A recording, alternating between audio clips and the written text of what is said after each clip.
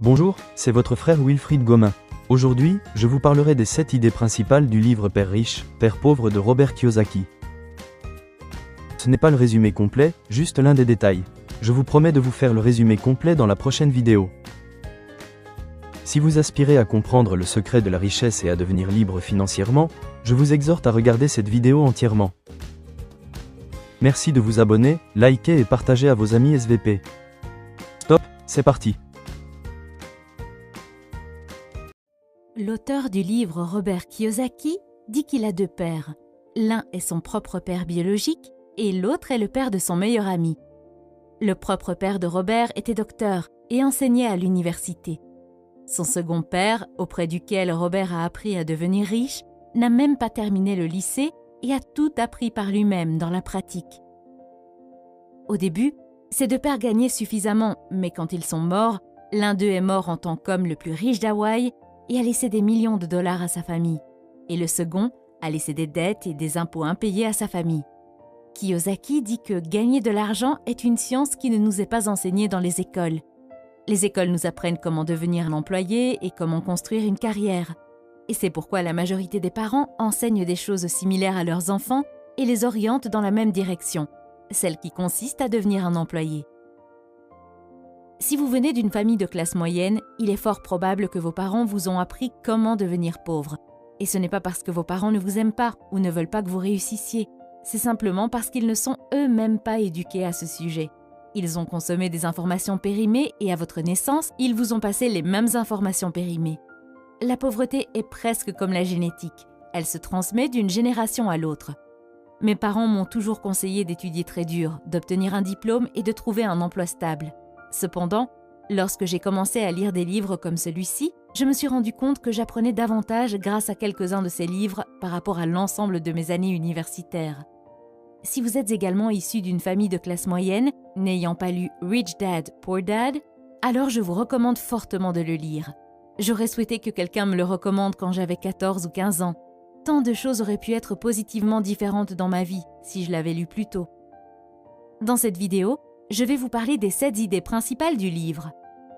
La première idée concerne l'importance de l'éducation financière et la compréhension de la différence entre un actif et un passif. Comprendre cette différence est l'étape la plus importante pour devenir riche. En termes simples, l'actif est ce qui vous met de l'argent dans la poche et le passif, ce qui vous enlève de l'argent. Par exemple, si vous avez une voiture, que vous la louez et que vous gagnez de l'argent chaque mois, alors c'est un actif. Mais si vous avez une voiture et qu'elle vous prend de l'argent de poche chaque mois pour les réparations, l'entretien, etc., il s'agit alors d'un passif.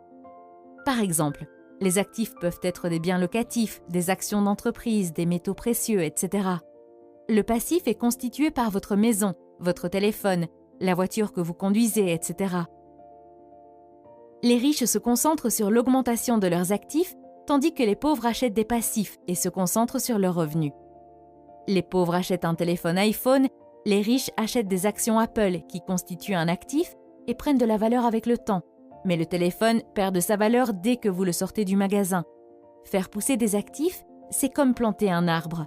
Vous devez en prendre soin pendant des années, jusqu'à ce que ses racines soient assez profondes pour fournir de l'ombre et porter des fruits pour votre plaisir. Malheureusement, beaucoup de gens veulent s'enrichir rapidement sans s'informer sur l'argent. C'est comme construire un gratte-ciel avec peu ou pas de fondation. Et c'est pourquoi vous voyez des gens qui gagnent des tonnes d'argent, mais qui au bout de quelques années perdent tout. La deuxième idée est la suivante. Les riches ne travaillent pas pour l'argent, c'est leur argent qui travaille pour eux. À un très jeune âge, Robert a eu son premier partenaire en affaires, son camarade de classe Mike. Ils travaillent pour le père riche qui leur donnait des leçons sur la façon de gagner de l'argent. La première règle qu'ils ont apprise est que les riches ne travaillent pas dur pour l'argent, leur argent travaille dur pour eux. Les riches utilisent leur cerveau et trouvent des moyens pour que leur argent travaille pour eux 24 heures sur 24, 7 jours sur 7. Du point de vue d'une personne riche, chaque dollar ou peso gagné devient un petit employé et travaille dur pour en gagner un autre. Au contraire, les pauvres et la classe moyenne sont guidés par la peur ou le désir. Ils craignent de ne pas pouvoir payer leurs factures, alors ils travaillent encore plus dur.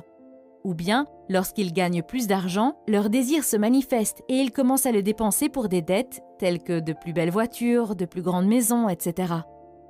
Et à cause de ces craintes et de ces désirs, Ils ne veulent pas investir leur argent et leur temps dans de nouvelles opportunités. Ils ont peur de perdre leur argent s'ils prennent des risques. Alors, ils achètent un téléviseur à écran plus grand alors qu'ils en ont déjà un. En comparaison, les personnes riches investissent leur argent quoi qu'il arrive.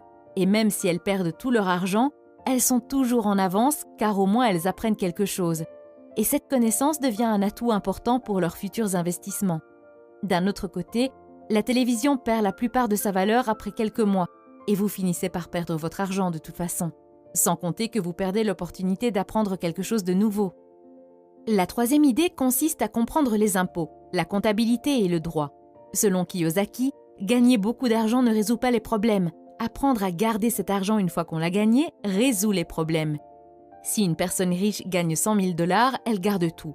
Mais si une personne pauvre ou de la classe moyenne gagne 100 000 $, elle est lourdement imposée et perd 30 à 40% de cet argent. Kiyosaki explique qu'au début, il n'y avait pas d'impôts et que le gouvernement a créé des impôts pour punir les riches et les donner aux pauvres. Le gouvernement a utilisé la mentalité de Robin des Bois et les gens l'ont soutenu. Mais les riches étaient intelligents et ils ont trouvé des moyens juridiques de ne pas payer d'impôts. Une des grandes différences est que les pauvres et la classe moyenne gagnent de l'argent, paient des impôts sur cet argent et vivent avec ce qui reste. Les riches, en revanche, gagnent de l'argent, dépensent tout ce qu'ils peuvent et paient des impôts sur ce qui reste. Quatrième idée, les riches inventent l'argent. L'auteur dit que chaque personne est née avec un talent, mais que ce talent est supprimé à cause du doute et de la peur de soi. Il remarque que ce ne sont pas nécessairement les personnes intelligentes et instruites qui avancent, mais les audacieux et les aventuriers. Les gens n'avancent jamais financièrement, même s'ils ont beaucoup d'argent, parce qu'ils ont des opportunités qu'ils ne saisissent pas à cause de la peur et du doute. La plupart d'entre eux restent assis à attendre qu'une occasion se présente. L'idée de l'auteur est que les gens créent la chance. Ils ne devraient pas attendre qu'elle se présente. Il dit que c'est la même chose avec l'argent, il faut la créer. Cinquième idée, travailler pour apprendre.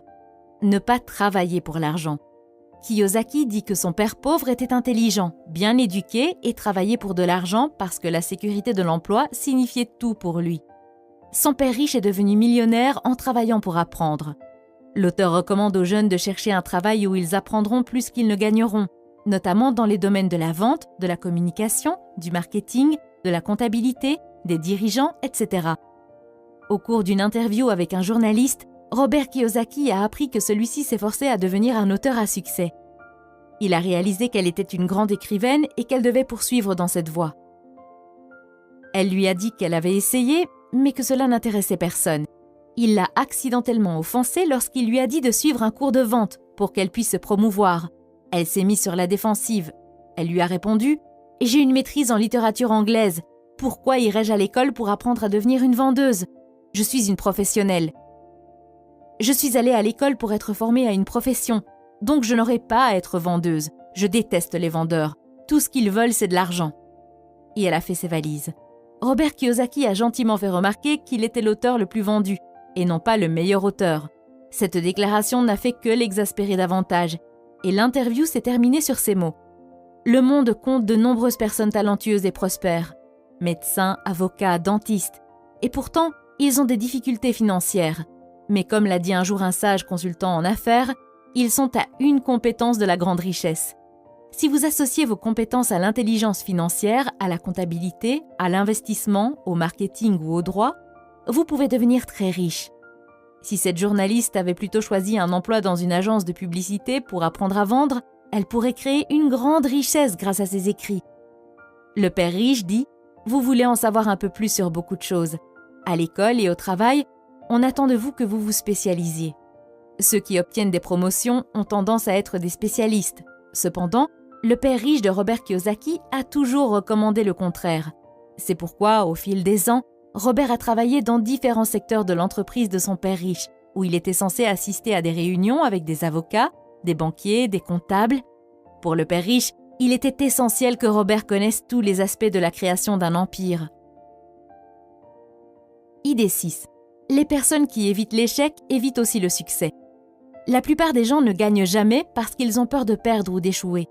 Si vous regardez la façon dont les humains sont conçus pour apprendre, nous apprenons en faisant des erreurs.